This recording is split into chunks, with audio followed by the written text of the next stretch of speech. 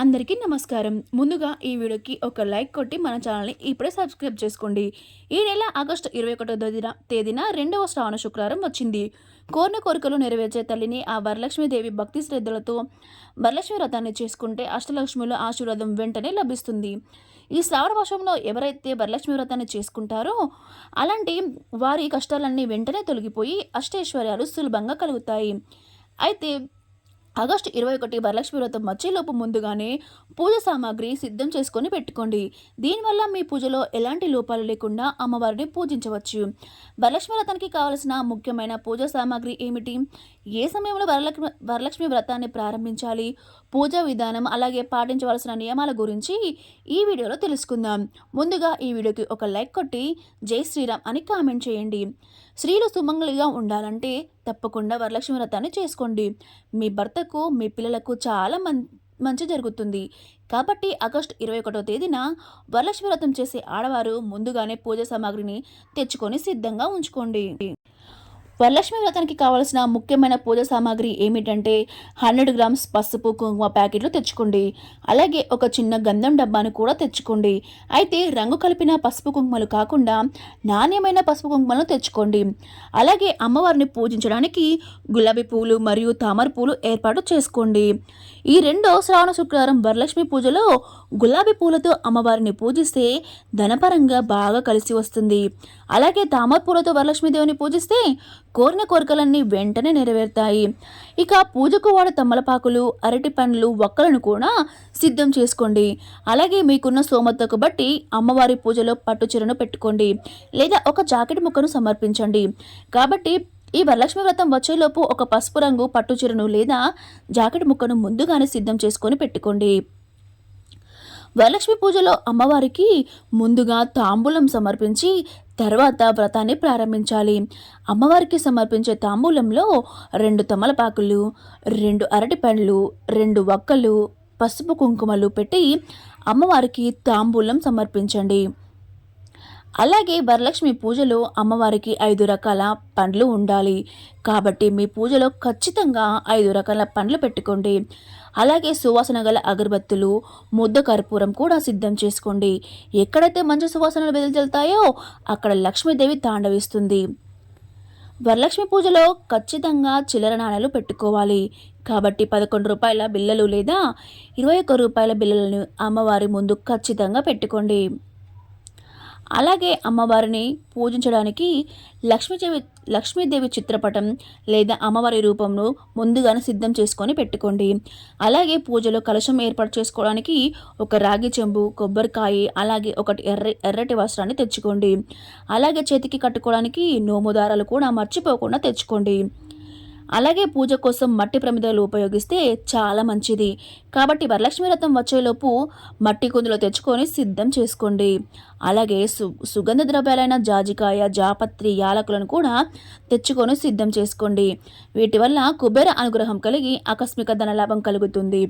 ఇక దీపారాధన చేయడానికి పత్తి వత్తులు కానీ తామరనార వత్తులను కానీ తెచ్చుకొని సిద్ధంగా చేసుకోండి. వరలక్ష్మి పూజలో ఆవు నెయ్యిని మాత్రమే ఉపయోగించాలి.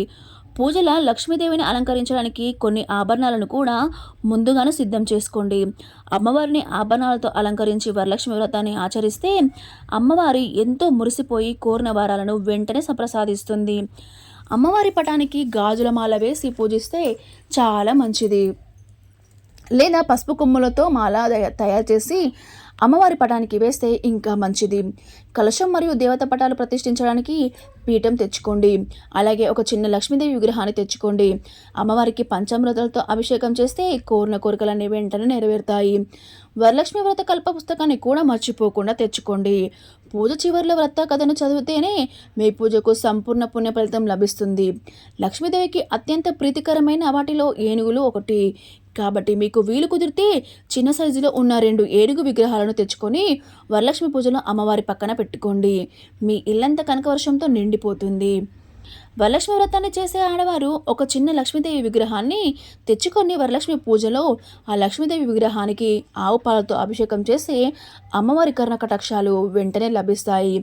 వరలక్ష్మి పూజ సామాగ్రిని మొత్తం ఒక్కసారి ముందుగానే సిద్ధం చేసుకొని పెట్టుకోండి.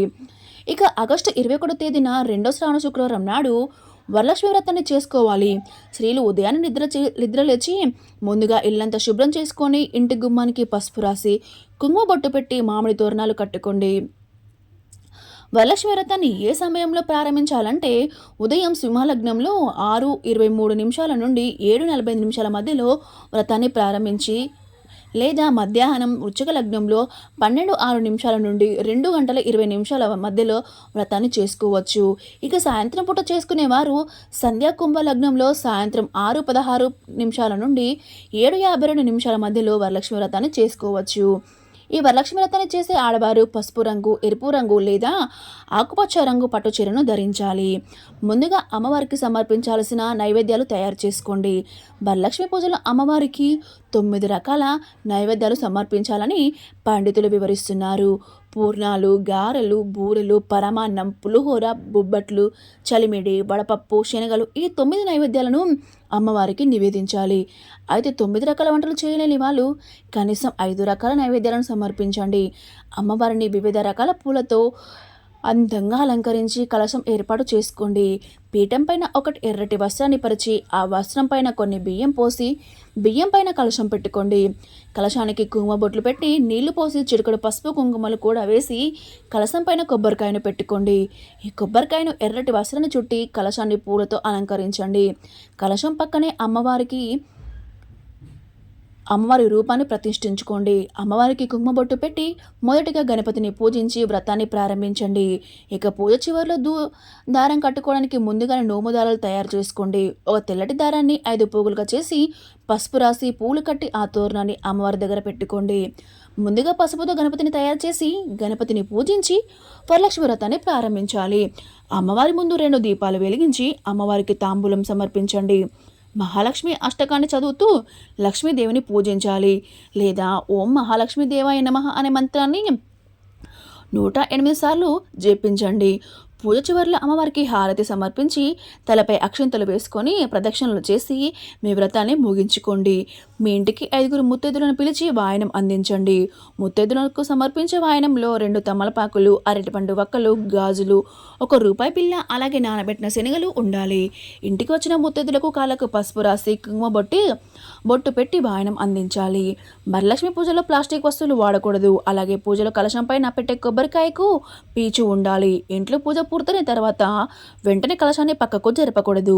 శుక్రవారం ఇంట్లో వ్రతం పూర్తయిన తర్వాత శనివారం ఉదయం అమ్మవారి ముందు దీపం వెలిగించి ఉద్వాస చెప్పి కలశాన్ని కదిలించాలి.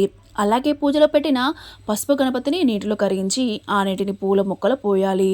ఈ విధంగా వరలక్ష్మి వ్రతానికి సంబంధించిన పూజ సామాగ్రిని ముందుగా తెచ్చుకొని వరలక్ష్మి వ్రతాన్ని చేసుకోండి.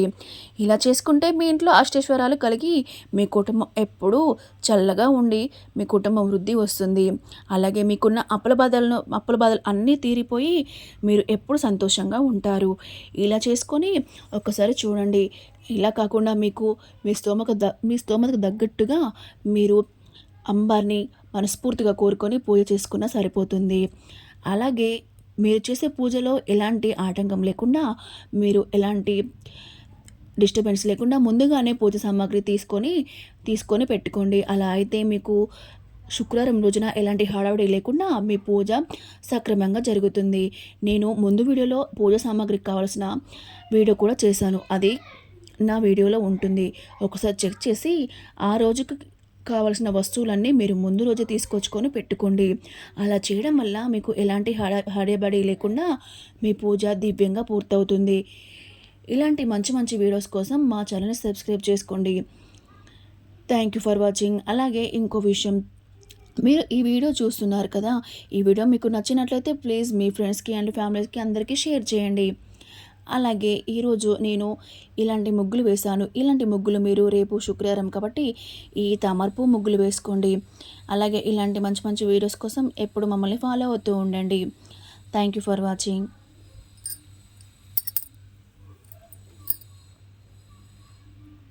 ఓం శ్రీలక్ష్మి నమః అని కామెంట్ చేయండి. రేపు ఎంతమంది వరలక్ష్మి పూజ చేసుకుంటున్నారో కూడా కింద కామెంట్ సెక్షన్లో తెలియజేయండి. మీకు ఈ ముగ్గులకి నచ్చినట్లయితే ప్లీజ్ లైక్ చేసి, షేర్ చేసి, సబ్స్క్రైబ్ చేసుకోండి. Thank you for watching.